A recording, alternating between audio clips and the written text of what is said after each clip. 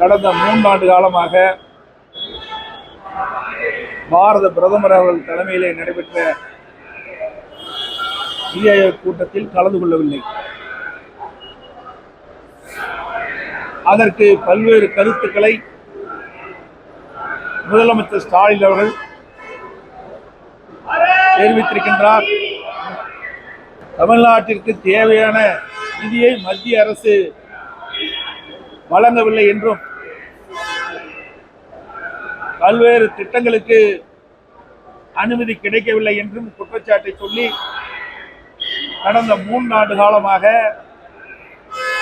நிதி ஆயோக் கூட்டத்தை புறக்கணித்த முதலமைச்சர் திரு ஸ்டாலின் அவர்கள் அந்த 3 ஆண்டு காலம் நிதி ஆயோக் கூட்டத்தில் கலந்து கொண்டிருந்தால் தமிழ்நாட்டிற்கு தேவையான நிதியை பெற்றிருக்கலாம், புதிய திட்டங்களுக்கு அனுமதி கிடைத்திருக்கலாம்.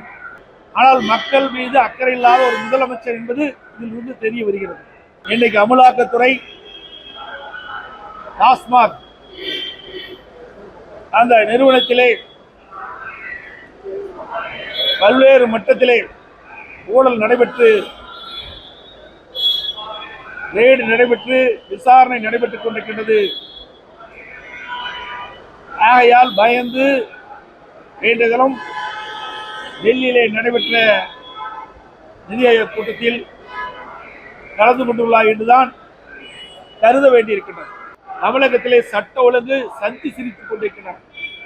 நான் ஒவ்வொரு முறையும் ஊடக நண்பர்களையும் பத்திரிகை நண்பர்களையும் சந்திக்கின்ற பொழுது தமிழகத்தில் நடைபெற்ற சில சம்பவங்களை கோடிட்டு காட்டி, இந்த அரசு வந்த பிறகு நாட்டு மக்களுக்கு பாதுகாப்பு இல்லை, பெண்களுக்கு பாதுகாப்பு இல்லை, சிறுமிகளுக்கு பாதுகாப்பு இல்லை, அப்படிப்பட்ட அவல ஆட்சி தமிழகத்திலே தொடருது என்று நான் ஊடகத்தின் வாயிலாக, பத்திரிகையின் வாயிலாக, சட்டமன்றத்திலையும் நான் பேசியிருக்கின்றேன்.